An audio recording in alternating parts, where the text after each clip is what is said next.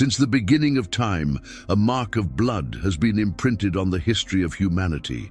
Cain, the firstborn, was the first to shed the blood of a brother, the first to be consumed by wrath. Envy burned in his chest, leading him to commit the act that would forever transform his life and the destiny of an entire generation. Get ready to discover the beginning of a tragic journey where envy and anger gave rise to humanity's first crime. Subscribe to the channel for more exciting biblical stories and turn on the notification bell so you don't miss any videos. If you like the content, don't forget to send a thanks a lot. And if you want to support the channel even more, become a member and gain access to exclusive benefits. Cain was the first son, first to see the light outside the garden where his parents, Adam and Eve, had walked with God in perfect days. Imagine the weight of this. He, the firstborn, carried a legacy marked by disobedience and the promise of hard work. Cain grew up listening to stories of Eden, where everything was easy, everything was beautiful, and communion with God was as natural as breathing. But outside, under the punishing sun, he learned to cultivate the land. Since I was little, I felt the harshness of the work in my hands, the smell of the earth mixed with sweat. Cain dug, planted and harvested, as if he wanted to extract from the soil the same perfection that his parents had lost. With each harvest, something inside him seemed to scream, an incessant search for approval, for a connection he wasn't sure how to find. Then came the birth of Abel, his younger brother, the second son. Abel, unlike Cain, found his way among the flocks. While the eldest took care of the land, Abel took care of the sheep, moving with a lightness that Cain never had. And although they grew up side by side, there was a difference in each one's eyes, an invisible distance between them. This coexistence, over time, brought to light a desire that Cain could not understand. Abel grew up at a different pace. Where Cain had the strength of his hoe-marked hands and his face hardened by the sun, Abel was calm, like the waters of a river in a silent morning. With the herds, he seemed to communicate in an almost magical way. He moved among the sheep as if they were part of him, and they followed him confidently wherever he went. Cain watched his brother with a mixture of curiosity and a hint of discomfort. There was something about Abel, something he didn't know whether to admire or envy, a piece that made him seem closer to what he imagined to be the perfection of Eden. Cain began to feel this difference in a subtle way, like a slight thorn in his heart.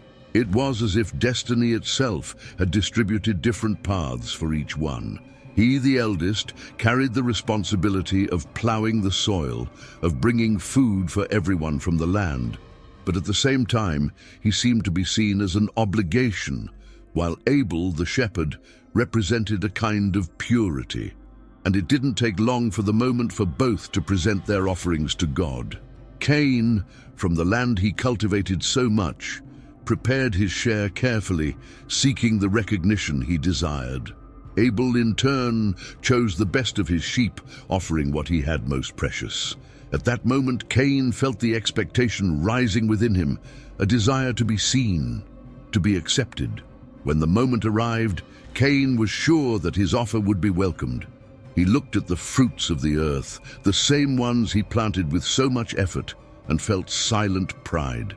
Everything there was the work of his hands, the sweat shed, the calluses that mark his skin.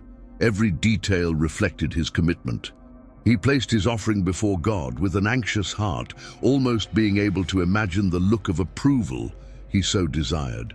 But when he looked up to look for an answer, he saw something that disconcerted him. God accepted Abel's offering with a look of approval, like a father who recognizes the value of a child's gift. There was a glow of divine satisfaction that surrounded Abel and his offering, something that was clear to everyone there. And while Cain waited for the same, he felt an emptiness. His offer was left aside, ignored. A heavy silence fell over him, and his heart, once so full of expectation, began to fill with something else. A shadow which he could not understand, but which was bitter like a poison. Cain looked away and saw Abel, so calm, so carefree, as if he hadn't even sought the recognition he so desired. At that moment, a spark ignited something deeper in Cain, a mixture of frustration and injustice that he had never experienced. It was as if a beast, hidden until then, awakened inside him, and, without understanding why, he felt that this feeling would not be easily erased. That spark inside Cain grew, feeding on what he couldn't control.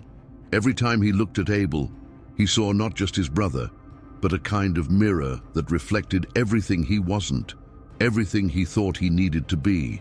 Abel, always so serene, seemed to carry a lightness that Cain didn't understand, and this peace bothered him.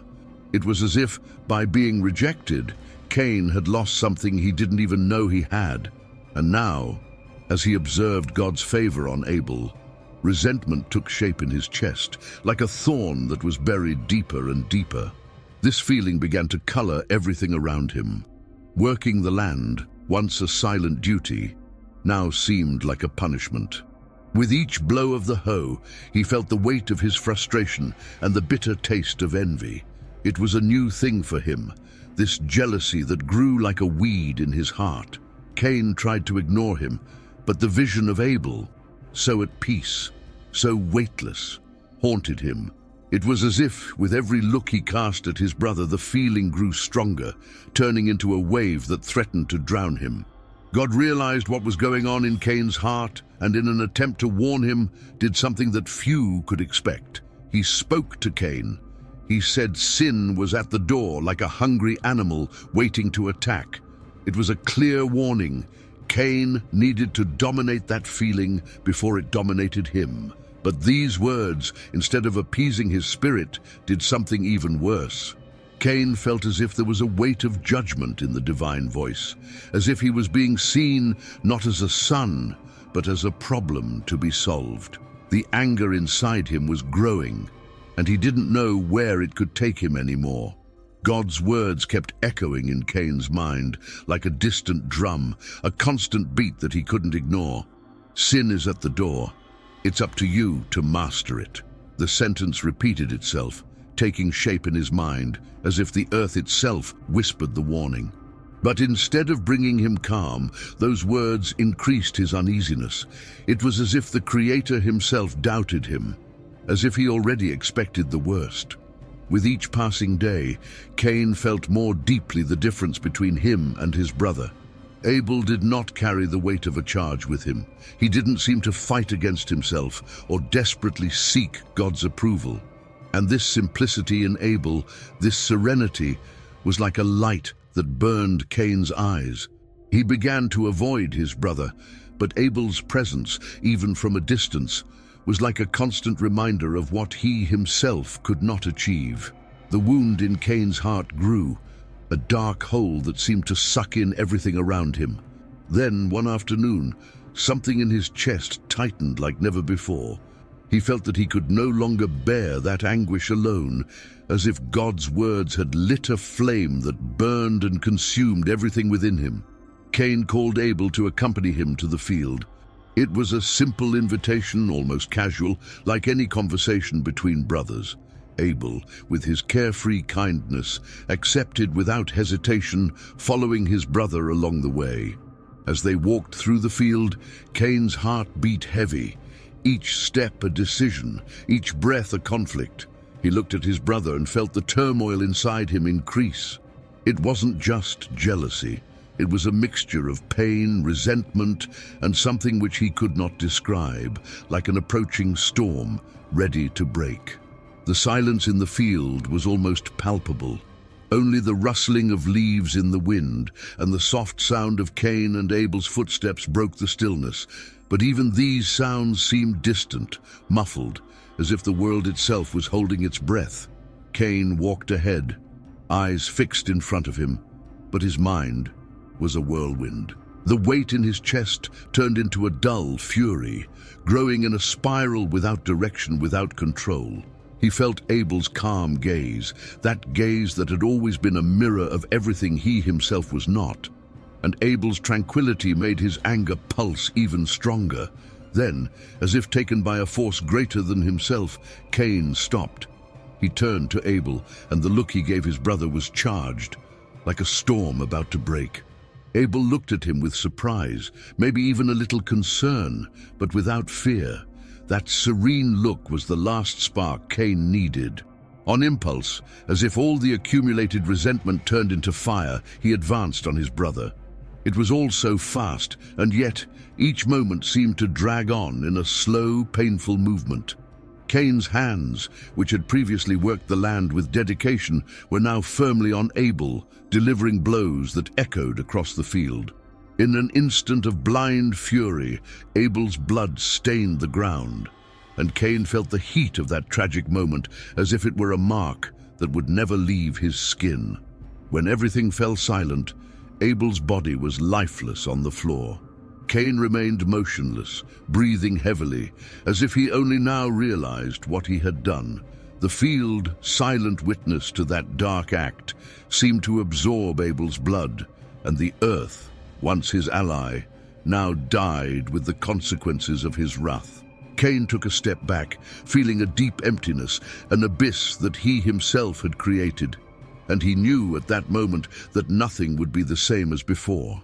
Cain was there, standing still, with his body heavy and his gaze lost in the blood that still stained his hands. The field, once so familiar, now seemed like a strange, hostile place. It was then that a voice deep and unmistakable called him. "Cain, where is your brother Abel?" Cain's heart skipped a beat and he felt a chill run down his spine. The question hung in the air like an invisible accusation, each word carrying the weight of what he had done. He took a deep breath and, almost without thinking, replied with a coldness that surprised him, "Am I my brother's keeper?" Those words fell from his lips emotionlessly, as if his own guilt was hiding behind indifference. But he knew, deep down, that God saw beyond words.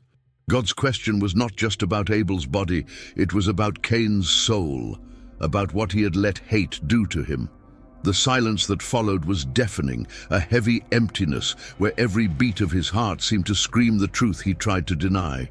Cain felt small, defenseless under God's invisible gaze, as if every secret was now exposed. Then God spoke again, and his words sounded like inevitable judgment. God said that Abel's blood cried out from the earth, asking for justice.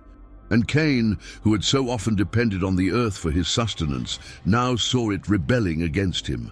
God announced to him that, from that day on, he would be a fugitive, condemned to wander the world without peace, as the land would no longer bear fruit for him. God's words fell upon Cain like a sentence he could never escape. "Cursed will you be on the ground that opened its mouth to receive your brother's blood," God had said, and each syllable weighed like a stone. Cain knew what this meant. The soil, which had previously offered him the fruits of his labor, would now refuse to produce anything for him. He would no longer have roots. He would no longer know rest. The earth, his only refuge until then, would become his enemy. Cain felt despair rising within him. His face marked with anguish, he pleaded, "My punishment is too great to bear. Whoever finds me will kill me." He found himself alone, exposed without protection, condemned to wander aimlessly, like a ghost in a world that no longer welcomed him.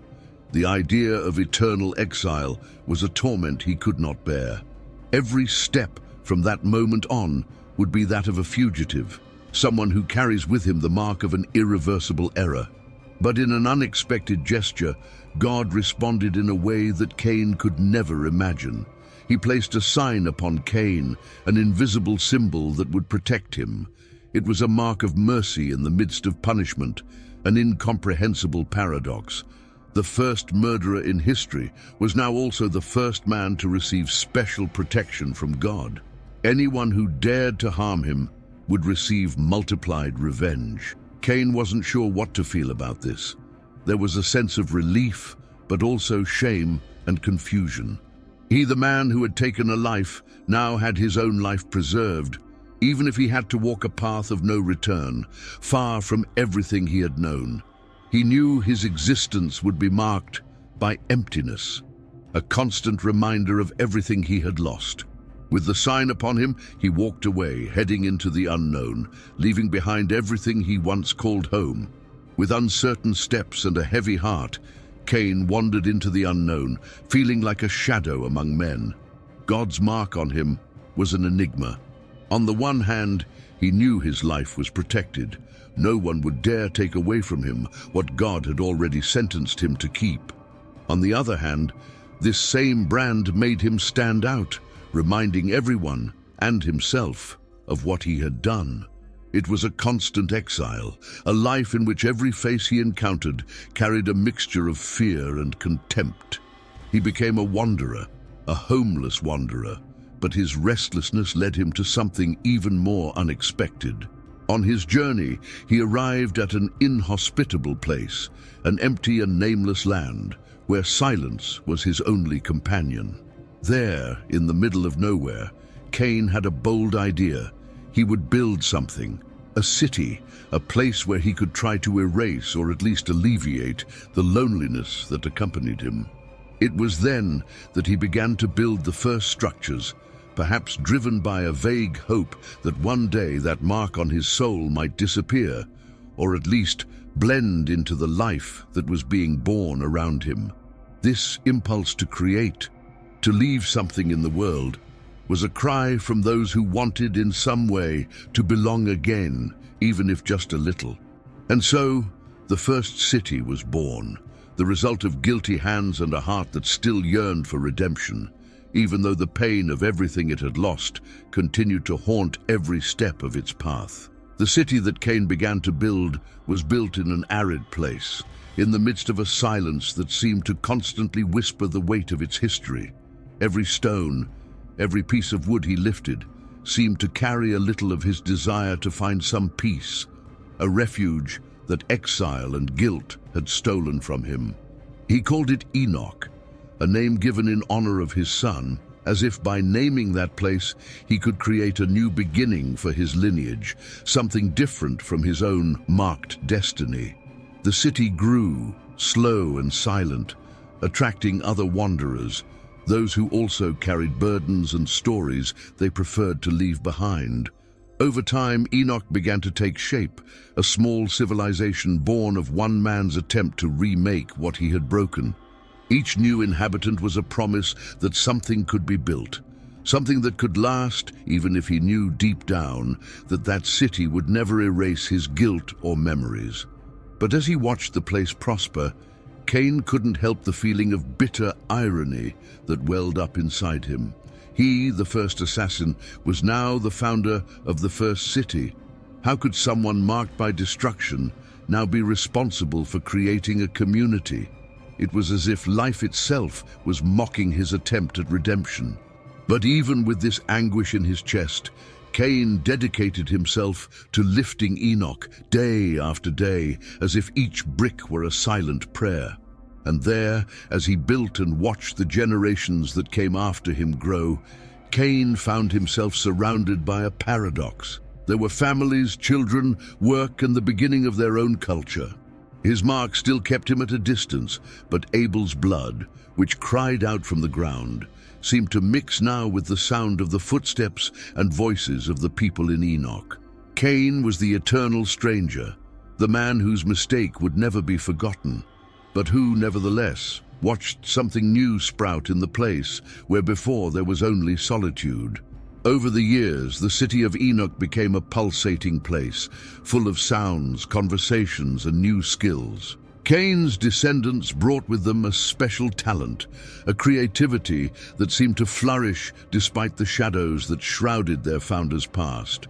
His children and grandchildren became musicians, artisans, and blacksmiths.